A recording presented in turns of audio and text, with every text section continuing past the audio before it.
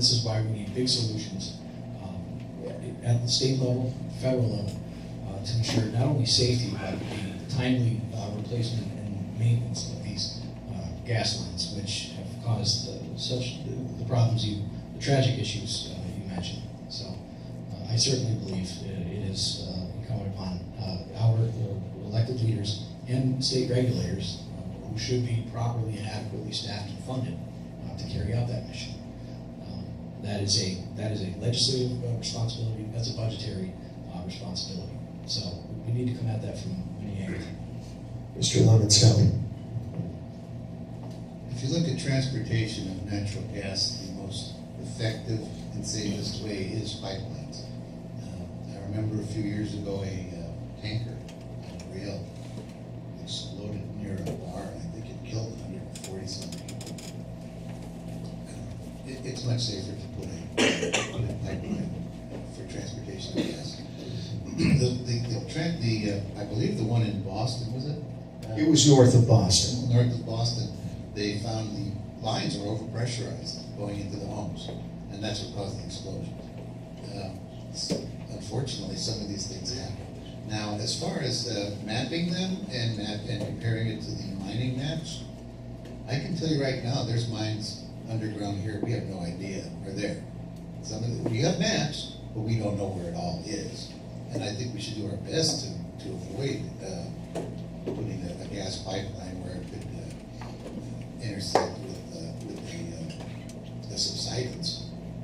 That makes sense. It's kind of like, why would you put something that can explode like right next to your house? You don't want to do that. And as far as replacing the older pipelines, that's private industry's function. That's not something I think the state should be paying for, and the state is us. We have enough taxes. We don't need to be replacing those lines. That's why we pay these guys. And you know what? If you have to bump up the price of gas, well, then bump it up a little bit, replace the lines. Don't come to the state for money because you're not going to get it. Now, we should have not regulators, but inspectors that have an idea of how old these lines are and maybe kind of say, hey, these are the oldest ones we'd like to see done first. Okay, we can direct their effort to some degree, but I don't want to have the state involved in paying for it whatsoever. Mr. Mullins. Final question of the night to Mr. Lemoncelli. If elected, what type of legislation will be your priority on day one? And how will you decide what is good legislation for citizens and businesses alike? I just happen to have that right here. Well, the first thing that I would do in Harrisburg is I would work to move the property tax off of our properties onto sales and income tax.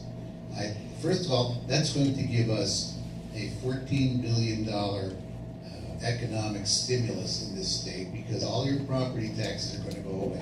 Well, not all of them, most, the highest one.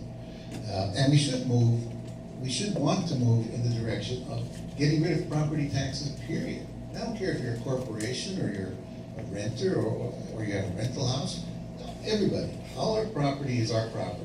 It's a pretty sacred right, and it's one of the things that define the United States and our way of being. We have property rights, and nobody should take your property for taxes, period. I would definitely next fund school security. I want to do it now, not 6 months from now, not after the next guy or girl goes nuts in a school. We need to do that now. Start today. We need to have emergency funding as well for this opioid crisis. This is a human disaster. I know people that have been affected by this. I know one of our friends shot himself because he couldn't fight those devils. And we need to address the nurse-patient ratio, which plays into this whole thing. I have talked to nurses that have told me they're understaffed. They can't provide the kind of life-saving care that they need to provide because they have no help. When they go into work, they're already over their heads. they have paperwork to do, much like our teachers. Our teachers are buried in paperwork. There's so much to do with making the IEPs and dotting all the T's and turning in all the paperwork that they have to turn in. Just as the nurses, there's not time to do the actual job you're supposed to do. So, and the one thing that I would work on right away, which would take longer, and that's why it's fourth on the list, is a constitutional amendment that would put in term limits and reduce the size of the legislature. And as we're going to do that anyway, I want to increase the state rep term from 2 years to 4 years. That way, we could have a 12-year term limit, any combinations, the House or Senate, and then you're gone. Works perfectly, and a 2-year term, you're always campaigning. Let the guy work. Mr. Mullins. I was waiting. I wasn't going to tell my wife it was only a 2-year term. We're all this for 2 years. Yeah, we're going to shut that one out of the bag. We'll talk. It's a very important question, and my opponent had a number of good ideas. And while we are both probably coming at the property tax solution through different avenues, we both agree that it's certainly a crisis, and no one deserves to be losing their homes over it. So the minute I got down there, I would hope and work so hard to work with people, reasonable minds on both sides of the aisle, on something that can get the votes. It's about what can achieve consensus, working within the art of the possible within that building. I feel confident in my ability, in my experience, in my relationships on both sides of the aisle to be able to get some things done more quickly than the typical freshman lawmaker. I would create and define the offense of bullying. We see kids who end up resorting to suicide to escape the awful pain of going to school every day from some of these tragic bullying cases and stories we hear. Because before social media, bullying stopped at the end of the school day, at the schoolhouse door. The kids pulled off, they came back to school the next day, and everything was maybe a little better. Now it haunts them day and night, Instagram, Twitter, Facebook, often to a tragic end. We need to create far greater awareness of this crisis, and also define it because it is not actually a defined offense. So workplace and school bullying is a priority of mine. We need to create an independent commission to redraw our legislative lines. Politicians shouldn't be picking their voters should be picking their elected representatives. And I have already worked in a staff role on a proposal to do just that. We need to take it out of the hands of lawmakers and put it with the citizens who deserve to be doing that. I would vote to and work to and introduce a bill that end per diems, these expenses that come without need for receipts, and I would end the state lease vehicle program, among other things. Mr. Lemoncelli. My opponent mentioned redrawing the boundaries of our voting districts. Let me tell you something. There is no such thing as an independent commission. Everybody has bias. I don't care if you keep all the politicians off there. Go on Facebook. You want to see bias? There's people all over there with bias. And you know what? You know probably half of them. So an independent commission, I think, is I don't know, the dream. But anyway, it doesn't matter because the Pennsylvania Constitution says the legislature is responsible for drawing the lines. Now, the Democrats have no control because they're in the minority in Harris. Well, they have some control, but they're in the minority, so they don't get to draw the lines, and they're mad. And so the only way they found to do it is to push it into the Supreme Court, which is pretty much all Democrats. They control the Supreme Court. So the lines were redrawn. That's unconstitutional. The Constitution says clearly legislatures have that responsibility. So I would say that if you want to change that and make somebody else redraw the lines, then you need a constitutional amendment. Otherwise, it's illegal. Mr. Mullins. Sure, I would certainly support on the issue of gerrymandering, I would certainly support it would have to be done by a constitutional amendment. But the story goes, for the longest time, the fifth member of the current structure was always appointed by the Supreme Court. The Supreme Court was controlled by Republicans until recently. So it's funny, out of the woodwork come over the last, since the court switched from Republican to Democrat, the number of Republicans who came out of the woodwork wanting this independent citizens commission in time for the next redrawing of the lines. So it's just interesting how the changing of times and parties inspires good government sometimes. Now time for the closing statements, 5 minutes, and we begin with Mr. Mullins. Thank you so much. Again, Dave, it was a pleasure. Thank you very much for the questions and to the Citizens for Healthy Jessup for putting this together. It's certainly a humbling experience to sit up here. It's a humbling experience to throw your hat in the ring and run for office. It is a humbling experience coming through a primary election where so many people put their trust and faith in you and gave you a vote. People you weren't able to reach, a door you just couldn't get to, but they still took a chance on you and voted for you. That's incredibly humbling and gratifying. It's also not lost on me that there's a whole bunch of people who didn't vote for me, and I'm working mightily to change that. And I'm also aware that there will continue to be people who won't vote for me in November, and I hope to be their representative too. And my door will be open to any political persuasion. So that's something important. I thank Ernest Lemoncelli for agreeing to debate me and for throwing his hat in the ring and for providing a stark contrast between visions for our state and for our district. I would like very much to move our district and our state forward in an innovative way. I'm running for state representative because I believe in our community. I always have, I always will. I believe in public service. I think public service to some degree should play a role in everyone's life.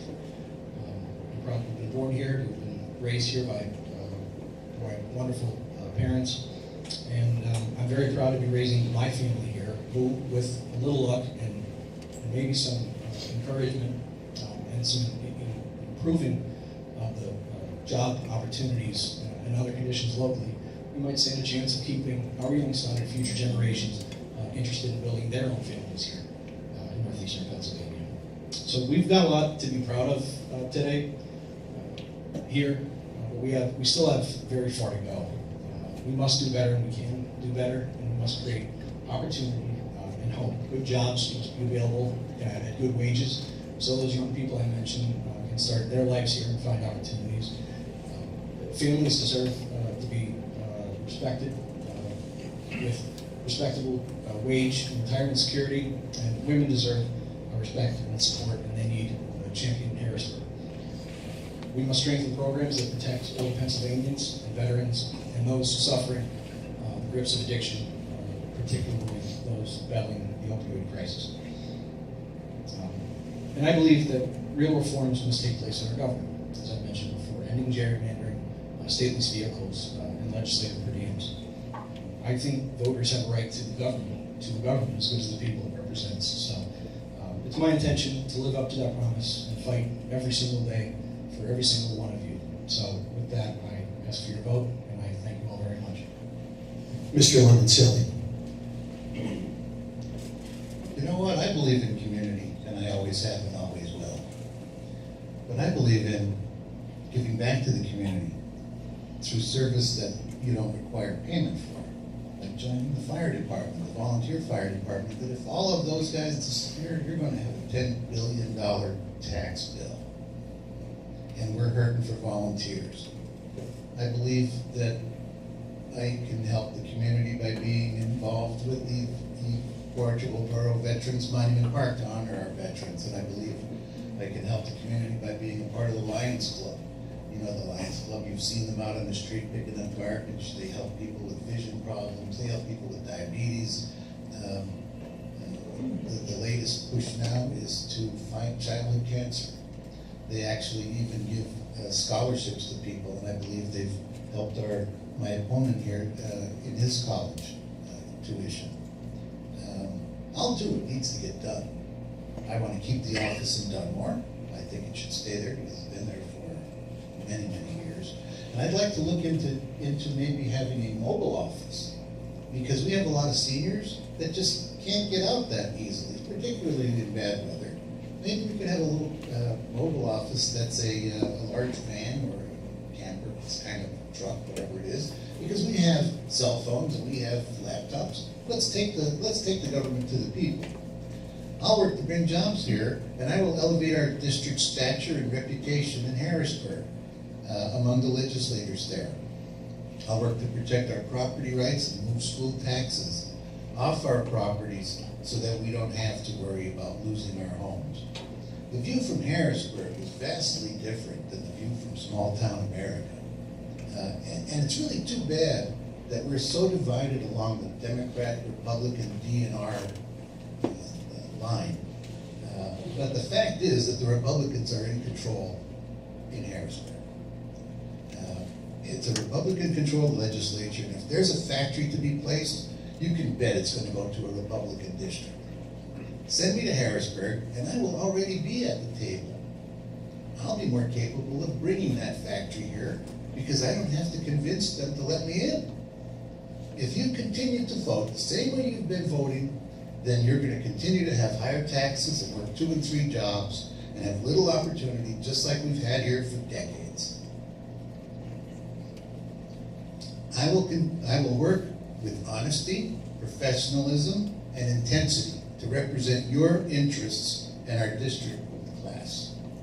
You are my special interest. John Kennedy has a great quote.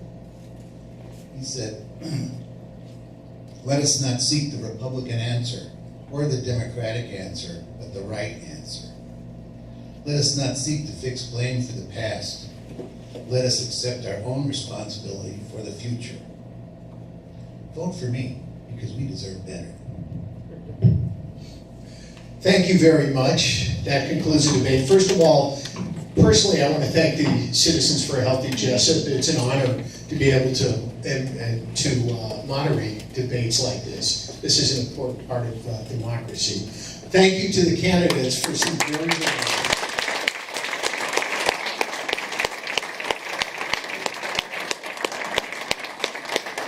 For everybody reviewing points very well and being prepared for an event like this. And thanks most of you in the audience who came out tonight for your respectfulness. I have covered political campaigns off and on for 40 years. I know most of you here have strong feelings and preferences. Sometimes it's hard to be restrained when somebody says something, but you've been very good and very respectful, and you should give yourself an applause for that.